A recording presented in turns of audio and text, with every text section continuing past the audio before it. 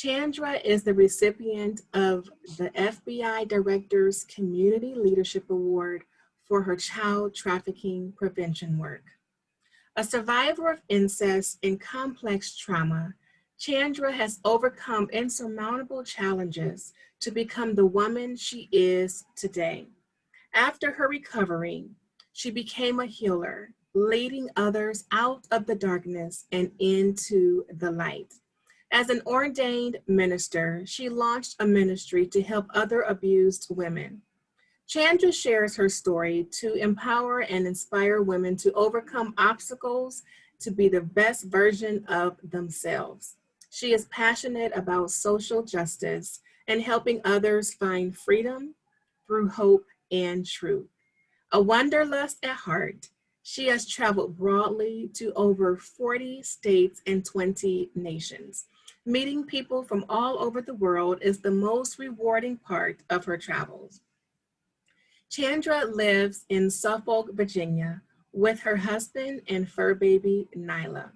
Chandra loves spending time with her growing family, a mother of 4 adult children, and Mimi to 7 grandchildren. Again, Chandra, welcome, welcome, welcome. Thank you for having me. I'm so pleased to be here. So to begin our conversation, I love asking the women that we speak to, what is bringing you joy right now in this season? I have to say the spring weather is bringing me so much joy, and I've been able to get out and walk and ride my bike again. I love doing that. And I have 4 grandbabies that came within 3 years. So they are lighting up my world, bringing me so much joy. And the last baby that I'm birthing is my book. I met her before, and that is just inspiring and enlightening me, knowing that this is going to help so many women in their journey. I'm excited. So what got you started? What began your journey of sharing your story, of writing, of journaling? How did you get started with that? Well, first of all, I've been journaling since I was very young. I started in 5th grade. I had a teacher who gave me a journal for my birthday. And that's when I started the journaling. And I wasn't consistent with it. I did it in parts of high school. I stopped in college, but then I started back up after I got married and had my first baby. I began journaling. And at that time, like I think so many 30-somethings, I was the age at that time, I was struggling with staying home and staying in the workforce. Can you hear me okay? Yes. Okay. And I was wrestling with just those roles that we all wear, right? And I felt a calling to come in the home, and being a full-time mom, but I didn't know who I was apart from wearing my military hat. And so I thought coming in the home was just really demeaning. And I have to say that I really wrestled, because I had all these goals and I wanted to achieve, live in the big house and all these things that we aspire in life.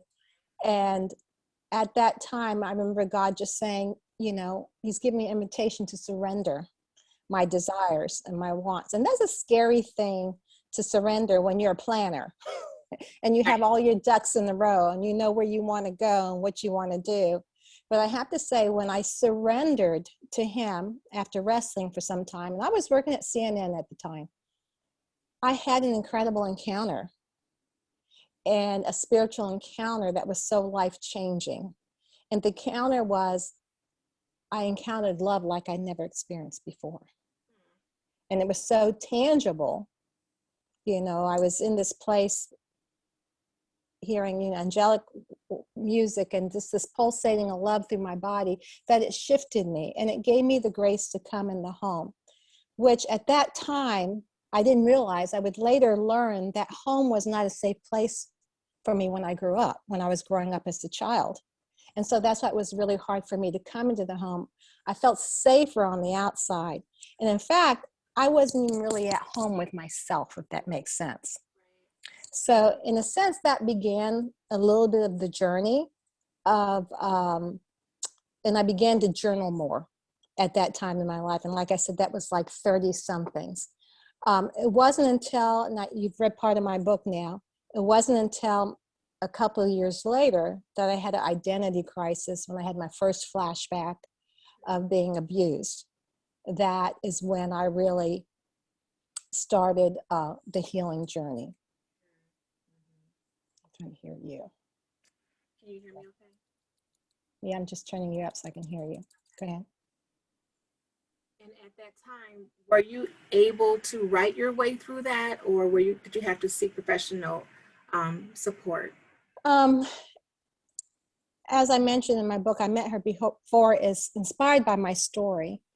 And I did seek professional help after a period of time. It took me a while because nobody in my family went to counseling. That's just something we didn't do, right? And but I started journaling the dreams, the flashbacks, and then finally I went into counseling. But journaling, what it did for me at that time, it really helped me write out the things I was too ashamed to speak. It gave a voice for me, which I didn't have before.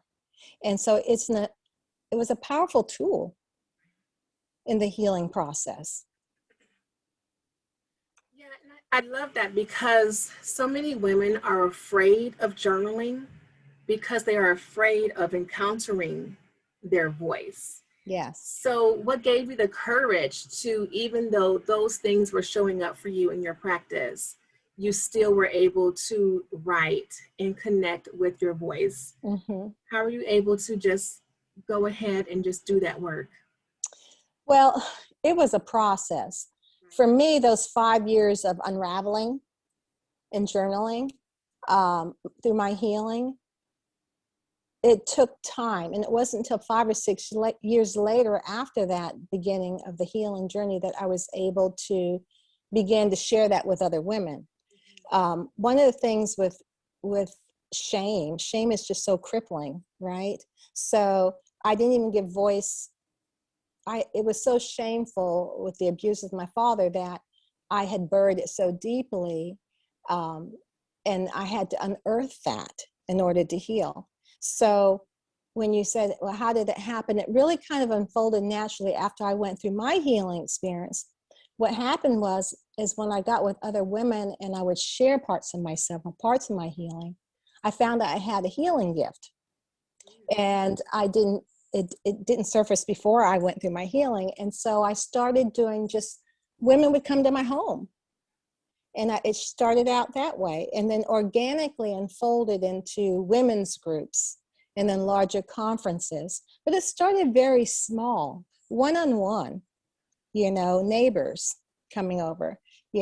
I'm very intuitive, and when the Holy Spirit would say, invite her over for lunch or invite your neighbor over for lunch, I would do that. And it would open up conversations for us to share as women do. And always, I don't know, I'm like a magnet now, I don't know, but it's this, I can pinpoint someone with unhealed trauma almost. After you've walked through it, it's highlighted on them. And so to be able to be that vessel to help someone else to come out of that shame, because shame causes us to hide our true selves and who we are, right? So that's kind of how my journey, and that was like my mid-30s, mid to late 30s, that I really started the healing journey, and I'd say emotional healing journey in the journaling. Yeah, thanks for sharing that. I'm going to pause for a minute. So while we're on this topic, because I do get a lot of women who ask me, just yesterday someone asked me, what is the first step I can take in my journaling practice to get comfortable with that inner voice? What would you suggest to that woman? There's no right or wrong way of doing it. And what I would do is just sit down with, you can be outside, you can be in your room, wherever you're comfortable, and just sit down with that pen and paper and just start writing what comes to your mind. It may even seem jumbled at first, right? I don't necessarily have journal prompts. I was looking at some of your things in the journal, and I think it's wonderful. But one of the things I do start out with, and it's just a habit of mine, I start out with the positive blessings of things I've been given, or, and I start off in that gratitude first. Now, if I'm really angry about something and I'm frustrated, I will vent. Even if it's cussing mad, I will vent in my journal. I think if we're looking at being perfect with it, like, Right, right, that's going to be a stumbling block. right. Because journaling, there's nothing about perfection. It's just really coming in tune. And sometimes, and I'll tell you, I did this exercise. My therapist had me do this exercise. Freaked me out at first, okay? But she says, sit with yourself, because I was so disconnected because of the trauma. Mm-hmm. Sit down with yourself and invite the little one inside of you that was, I would just sit down and say, I'm here. I'm giving you space to speak. Right. I'm creating a space for you to express yourself. I love you. I mean, I didn't even know how to love myself, right? So much of us have self-hatred, self-disgust because of things that have happened to us, and that's what we carry. So we have these negative tapes that we're always playing inside our heads. So when you sit down and you start speaking to yourself and saying, I love you, you're beautiful, you're worthy of love. Some of us don't feel like we're even worthy of love. And then sit and listen. And sometimes that's really hard because you start having thoughts. I got to do the laundry. I got to do the dishes. Even that becomes an exercise in itself, to be still and to listen to that voice within you that is really maybe hurting. That part of you may really be hurting and has been silenced, right? And so when you start creating that, you'll be surprised. I was shocked at the healing that came from this, I call her little one, that had been so shut down and had so many of the memories. And I was able to merge, the two of us became one. So even if you haven't been through trauma like me, all of us, if you've lived on this earth long enough, we've all experienced some hurt. Right? And so those wounds, whatever shame, you could have been bullied, that brings shame. That shame covers us up, causes us to shut down, causes us to be small, causes us to hide because we feel like something's wrong with us. And we internalize so much, saying, it must have been my fault. I must have brought it on. So it takes time to unravel that. And one of the things, I just want to share this quote. I read this, Brené Brown. I thought this was beautiful. If I can find it real quick. She talked about, the healthiest thing we can have. I just want to say it, right, because I thought she quoted it so well. If we share our story with someone who responds with empathy and understanding, shame can't survive. So even, we were hurt in community or family, so we are healed in community and family. So we can find that safe place to share with one other person that listens with empathy. That is one of the first steps that lifts the shame from us, and that we can begin our authentic, true selves. Yeah, that's so powerful. I'm just sitting here listening to you. And people refer to that as the inner child. And Yes. giving her space to think. And I think to speak, and I think that is so powerful because we do shut her down for a variety of reasons, whether we, like you said, we've been through trauma. And if we haven't been through trauma, for some reason, we just ignore her, suppress her. And so I loved how you shared that powerful exercise of just sitting and creating space for her to voice her needs, and Yes. being able to mother her from this space that we're in right here in the present. I think it's a very powerful exercise. So thanks for sharing that. What do you think about the relationship between writing and self-love? What are your thoughts on that? That's a really good question. I think writing helps slows us down, to give us time to think. Now, I don't handwrite as much as I used to. I do typing because it's easier. But there's something I think, and I don't know the science behind it. I'm not going to try to pretend that I do. But there is something between handwriting, I think, in the mind and slowing us down and thinking, right? And what was your question again? Just how do you think writing relates to self-love in Okay. regards to our inner child and just Mhm. loving ourselves from within and giving ourselves that space? For me, I can speak for myself. It had a huge impact because by writing both things, writing the negative things I said about myself and bringing that to the light, I was able to replace the negative thoughts with the truth. And if you can't identify, the first step in healing is identify there's something wrong, right? And that you need help and you need to go on this journey. And if you can't identify the negative thoughts, how do you replace it with truth? How can you replace it with truth? So you do have to face and to be honest with yourself. I think that's the hardest thing. And for me, I have faith and I trust in God, and to trust Him with my inward parts. I could trust Him out there. I got pretty good about that. But when it came to really beginning to entrust a higher power, to trust Jesus with my inner parts, that was frightening to me because I think most people do anything but look inward. Looking, we'll keep busy, we'll run, we'll do everything, but like, what are we afraid of? Yet by looking inward and facing the realities of our life and the truth and our hurts, that's what sets us free. Because all those things are lying in darkness. And once you bring that up to the light, it no longer has power over you. It has power if we deny it, even like with this pandemic going on. I was talking with a 30-something last week, and I loved that she was open and honest, saying how hard the season was and that she'd worked so hard to get to this point in her life and felt like everything was snatched away from her.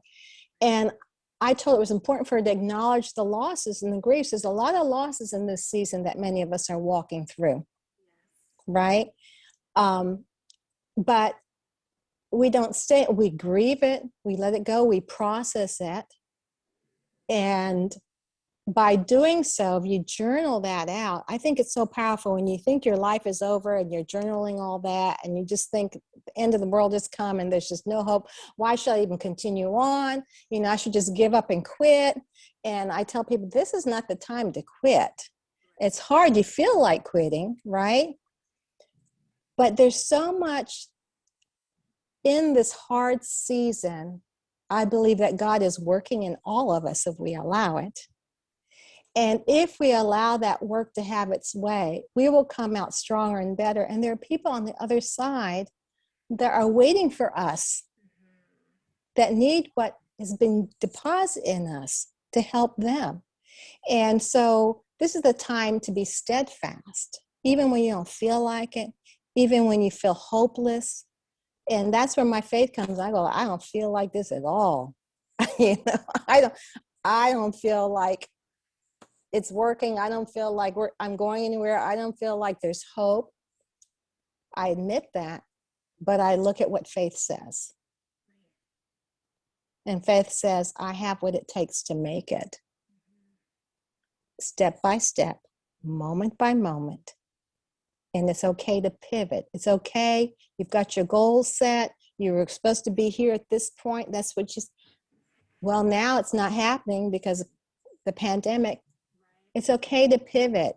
It's okay to even look like it looks like I'm going backwards, because there's no straight shot to your goal. As much as you set goals, and that's good because I'm a goal setter, I believe in that, but you make room for pivots. And I do believe that God has a purpose for all of us and that we will achieve that, but it's not going to look like what we think. And it's not going to be in the timing we think it's going to be. But nonetheless, it will happen. This book, baby, has been coming for a long time. And I may be turning 65 next month, but it's being birthed like he said it was going to be 30 years ago. But it's hard when we want everything now. Yes.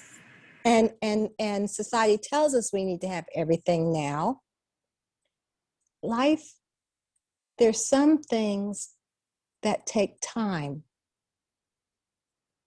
to bear fruit if they're going to have the impact they need to have. I'm writing that down.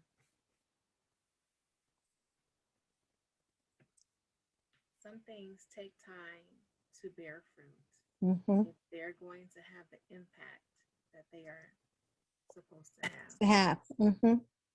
And season is so important.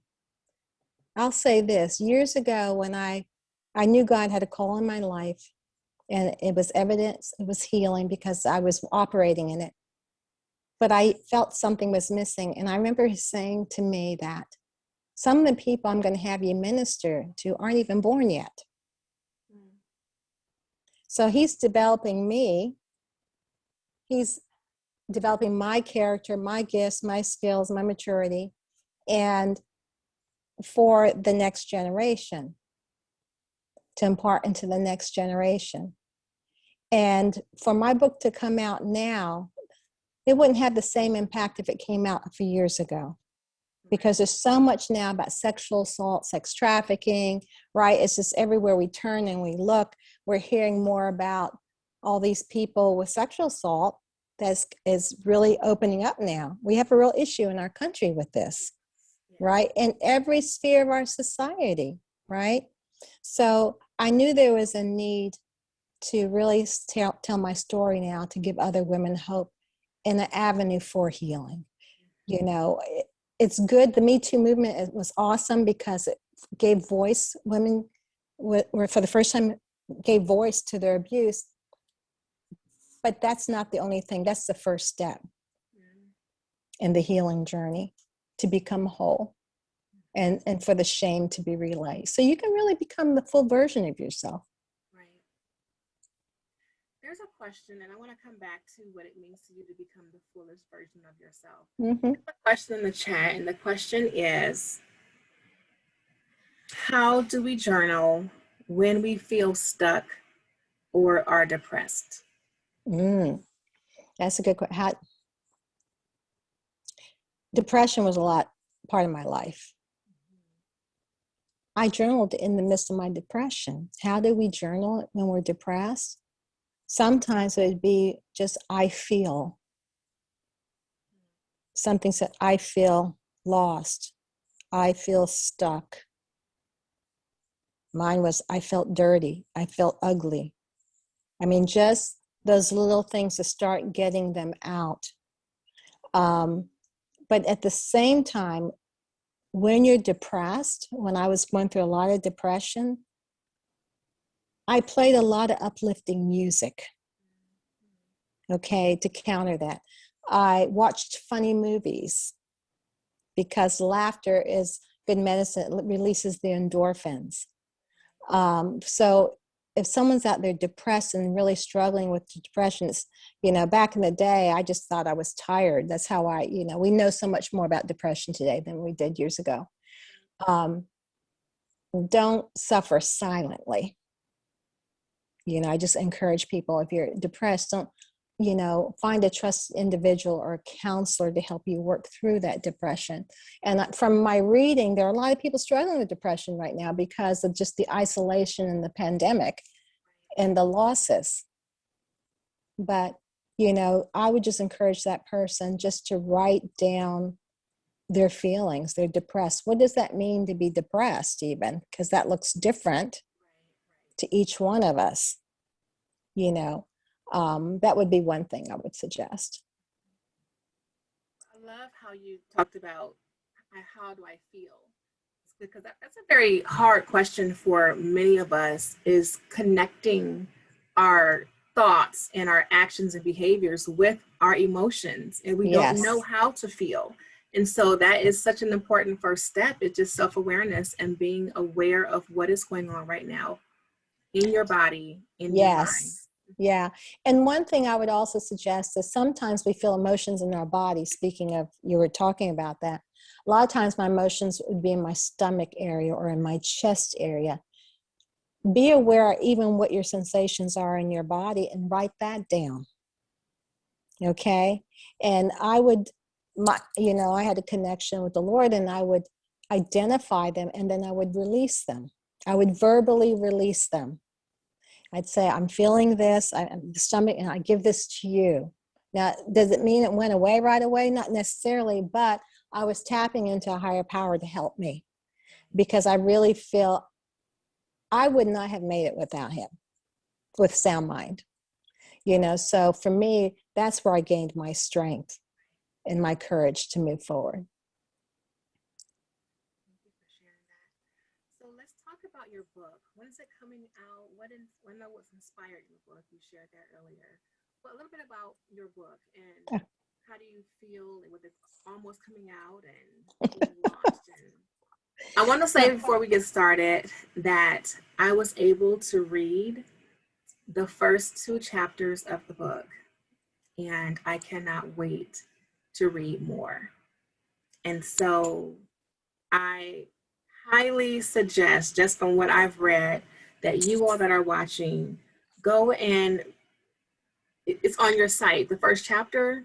Yes, they can download the first chapter on my website, chandramoyer.com. Okay. Yeah. Okay. So tell me the story about your book. Okay. When I knew it was time to write my story, I started out as a memoir first, and I got stuck writing it, But I'll tell you what I did with all those journals I used. I ended up going back 30 years, pulled out all those journals that I had journaled through my recovery, and pulled out. And I normally don't go back and read my journals like that, but that was something to go back 30 years past and read my journey. And I was able to take parts of that and write it in the story with Marcia. And that's why I incorporated the journal writing in Marcia's story, because it was very much part of my story. What I loved about writing fiction was that it gave me the liberty to incorporate some other stories of other women in their healing journey and blend it with Marcia, if that makes sense. So I had the flexibility of, and I didn't have to worry about remembering everything. With memoirs, you got to remember everything. So Marcia, like I mentioned before, she's a contented woman living with basically hidden trauma that she's unaware of until her 2 children are abruptly taken away, adopted children are abruptly taken away. That leaves her emotionally shattered, and she begins having memories of sexual abuse. So she starts her journey and connects with that lost child, right? The whole process in the story actually takes you from like Hawaii, the Philippines, and kind of flashback. Starts with an incident of her childhood and then 30 years later. So I did a little bit of flashback kind of writing. And one of the things in the writing process, and I think a lot of people say this when they write their story or writing a healing book, I got more revelation as I was writing my own story. The story inspired healing even came forth a little bit more with this. And it was an amazing journey to see how far I've come. And I think as women, we don't take the time to sit and to reflect on how far we've come. And I think that is just as important to do that so often before we move forward.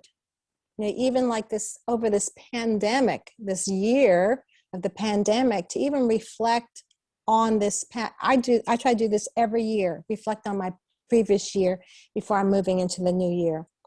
And some of the lessons learned. Some years you say, I don't ever want to go back to that year, right? Don't want to repeat that. I just want to learn the treasures now and take them and move forward. So the story, my hope with writing the story, it's really for readership 20 to 40-year-olds. Because 20, 30, 40, in your 30s, you're still, you're striving to develop into that person. You have so many goals and you think by 30 you should be at this particular place, income, and and so often we're not, right? So I wanted to gear it toward that age range. It's not for my generation, it's for that age range. And I think this generation, your generation, younger, are just much more open about these subject matters than my generation. And they want answers, and they don't want to hide, and they want to bring it out to the light and deal with it.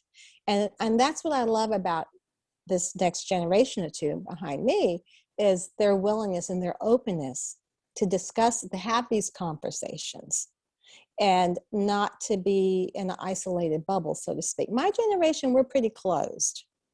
And even the generation above me is even more closed. But my generation is still fairly, I think, close in discussing some of these conversations.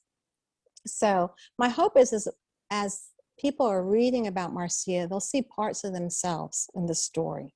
I wrote it in a way that I would hope that they'd see part of it and know that they're not alone. I could not find a book when I was going through my own healing that really painted a picture of what it is like for someone who is living a life, all of a sudden be hit with flashbacks, with childhood trauma, with no memories. I couldn't find anything like that. And that's why I wrote it. I had one lady said to me that she read my book and she says, "Oh my God, I felt seen and heard when I read your story." And she was saying, every therapist needs to read this book. I think every person who's gone through trauma needs to read this book. So just by her saying that she felt seen and heard, really touched my heart, and to give them hope when you feel like there's no hope. You really feel like it's never going to end. Yeah, that is so true. I was reading all of your reviews, just phenomenal reviews about your words, and even reading it, I was immediately transported to Hawaii, sitting right next to Marcia and feeling her emotion, especially as her children were taken, and just that moment of how she doubted herself. And that resonated because we try to always fix our problems. And like you mentioned earlier, a lot of us, I mean, women are the foundation of our communities. And it's a lot of pressure on many of us to hold things together. And so when you spoke about when she was thinking in her mind about the unraveling of her realizing that she didn't have control over these things when she was younger, and right here it is again. That kind of spoke to me. Like, you know what? I'm in that place right now in my life. Where I was just talking to the women yesterday, and thank you again, ladies, for watching and sitting here with us. If you have any questions, feel free to put them in the comment bar. And I was just telling them how hard it was for me. It is for me in this transition I'm in personally, to release, let go, and just to have that faith and trust that something is better, or something is, I say when we are able to release our grip, our stronghold on what we have felt has served us for so long, then we're able to make room for something better, for abundance. And so we hold on to things for scarcity's sake. And I'm learning in my life to just let it go and just be free and just follow peace. And so I'm resonating with that character, definitely. Oh, that's wonderful to hear. And the thing you said about letting go, honestly, if we're really honest, we have very little control of things, right? As much as we try to control, and we don't really have a lot of control. And I think we work so hard. I know Marcia in the story, that trigger for her feeling powerless and helpless. And I think a lot of people are having emotional triggers, feeling helpless and powerless, and it may be tapping into past because we have felt helpless. We are cut off from our loved ones. We've lost jobs. So many things have happened, right? But the thing about Marcia, what I loved about the story, the line when she let go, began her journey of her trust and her faith grew. And that's what you'll see as you continue to read in the story. And it's Yeah, it's that letting go is so hard. It really, and it's a process, because sometimes you'll go like, well, I thought I let that go, you know? Well, you may have to degree. Right. Sometimes it's not just a one-time letting go. Sometimes it's a progressive of letting go. And I think we need to remind ourselves of that. That is good. I have another question from the community. And she says, my biggest fear of starting journaling is that my thoughts and feelings will be discovered and read by someone. What do you recommend for the woman who is afraid? This is, again, another very common objection that I see in relation to writing. Yeah, I mean, I can understand that, right? But if it's really concerning to you, maybe get a journal with a lock on it. You know, if you don't want just the freedom of someone opening up your journal, you know, you can find one that you can secure. I really didn't have any problems with someone looking through my journals trying to, I used to tell my husband when I was going through the muck, honey, you can read it if you want to see where I am. You know, it was so bad. So he didn't even know a lot of my story until he read the book recently. He knew parts of it, but he didn't, you know all of it. And that's part, and that's a legitimate question. But I would suggest, you know, have a private place for your journal. Have one. I know they have some that are secured now with locks and stuff like that. I would highly recommend that. But I would just encourage that person. Don't let that be an excuse for you not to journal. You know, a reason, because that can just be a stumbling, but that could be a fear of being found out. Possibly you're struggling with some shame there, right? And but I would just really encourage that person who asked that question to don't allow yourself to stay locked up because you're afraid to let it out for fear someone would find out. Your value and worth is greater than that. And your well-being is greater than that. You know, so that fear, legitimate fear, acknowledge it. Then I would recommend releasing it and then take a bold step. I call that do it afraid. I always tell people, do it afraid. Just take a journal, whatever, and just write a couple of things down. And it doesn't have to be the worst thing you're thinking, but just to write something in a journal, write something positive. Even if you don't want to write that negative stuff, you're afraid what people find, write something positive in your journal first then. Right. Something positive in your journal first. So then at least she's writing in a journal. Yeah, and to add on to that, the cathartic part of writing. Oh my gosh, yes. The healing part of writing is the act of writing. Yes. And so I even have some clients and students who have written and then destroyed their writing. Oh, yes. They don't have to reread. I don't reread my journals. And so, you know, even if you wanted to write and then just to get it off your chest or just write your way through healing and then destroy the pages, that's okay. You know? Oh, that's awesome to do that. I've done that too. Yeah, I've had some harsh things I needed to say to someone and then shred it up. Yeah, I agree. That's a great suggestion. And then what I do for myself, I am so confident in my story. I know my story. I am aware of my story. And so that's how I have released shame in my life and the fear of someone else seeing my words, because you won't damage me using my words against me, because this is part of my story. This is the reason why I am who I am today. And so there's no part of my story that I am afraid of anymore, you know? And so getting to that point of, we talked about earlier, getting connected with that inner voice and being so comfortable and vulnerable with ourselves first, no one can hold your story over you when you have already embraced your truth.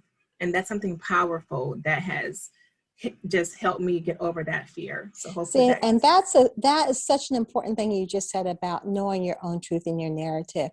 And I think for people like myself who had, had the disconnect, we didn't know our own truth. Right. We didn't know our narrative, right? And so that's a frightening thing to think, well, oh my God, I'm not the person I thought I was. Right? So that was a process for me to discover who I really was with the good, bad, and the ugly, right? Exactly. That's all a part of who I am. And to realize, I think part of that shame is getting rid of that thing. I tell women so often, it wasn't your fault. Because some of us carry that guilt and shame that it was our fault, because that's the message we received. So you're at such a healthy place, and to be able to say, even if someone read that part of my story, and that's where I am now too. I haven't always been that way.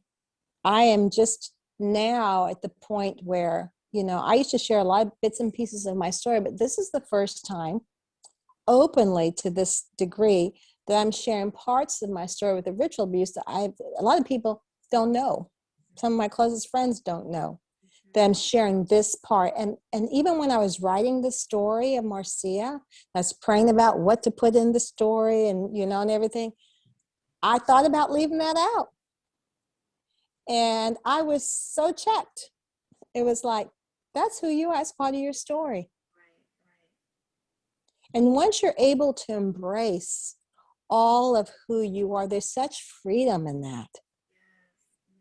There's really freedom, and there's life in that.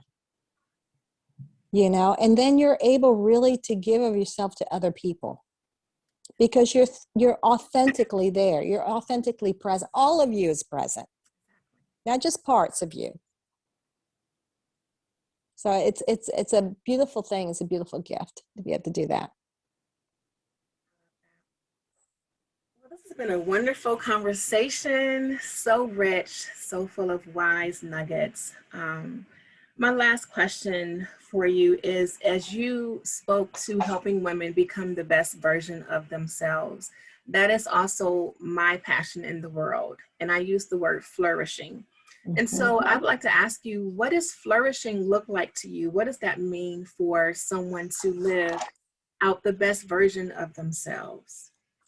Well, I was thinking about that, and I was writing down what is flourishing. And I feel like knowing that you're worthy of love. Because when we know we are worthy of love, we're able to give that. And if you are full of self-hatred, self-disgust, right? If you're not able to love yourself, how can you really love others and give to others, right?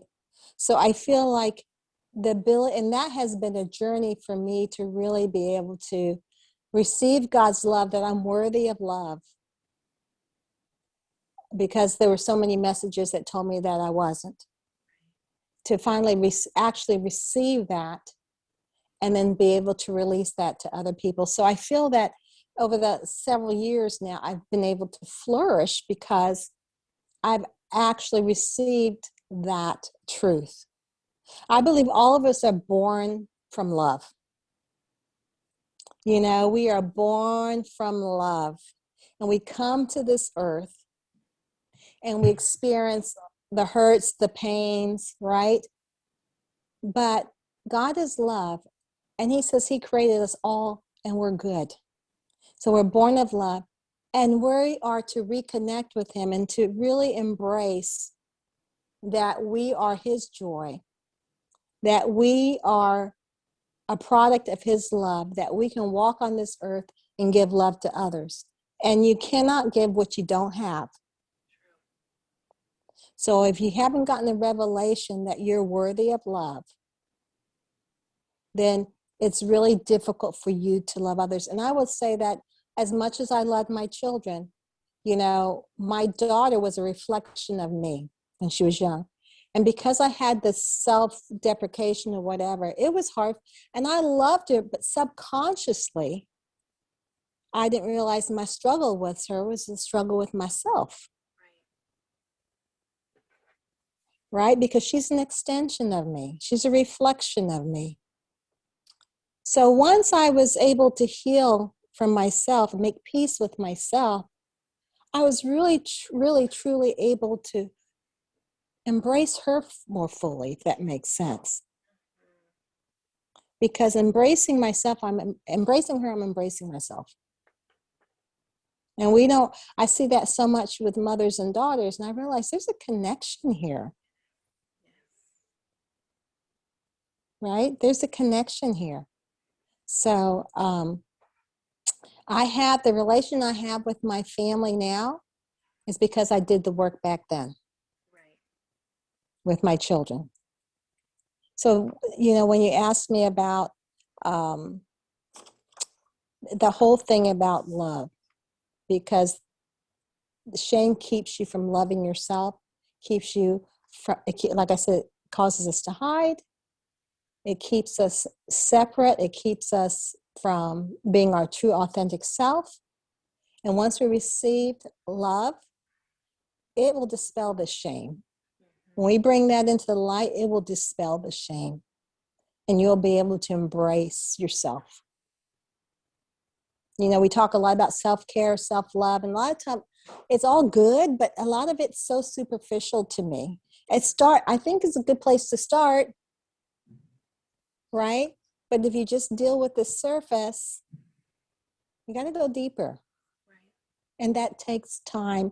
And for me, it's been a lifetime journey, but I would not change the journey because of the fruit.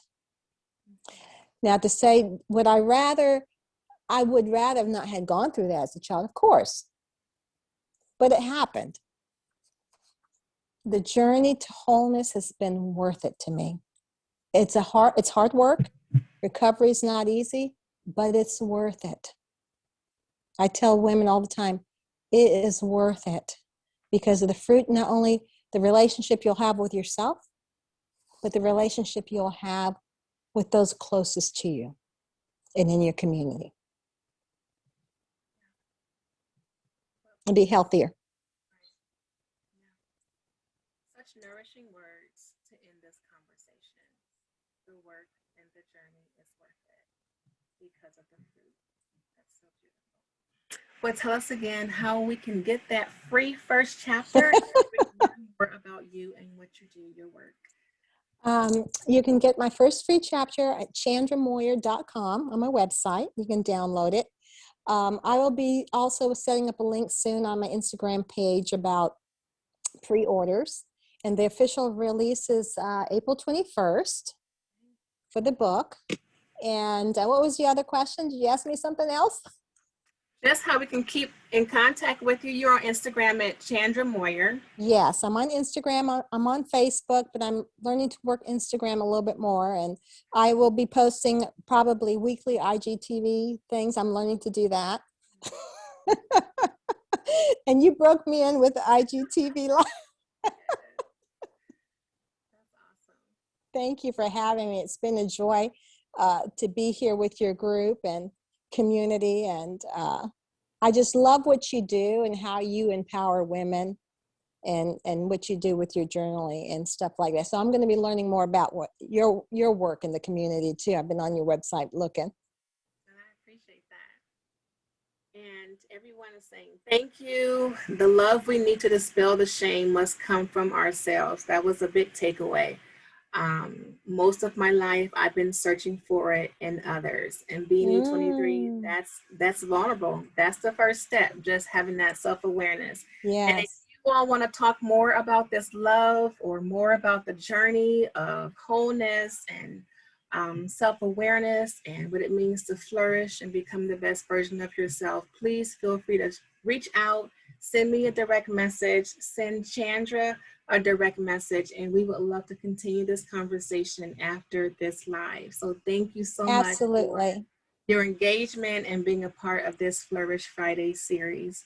Thank you so much, Chandra. Enjoy your weekend. I appreciate you. All right, bye. Take care.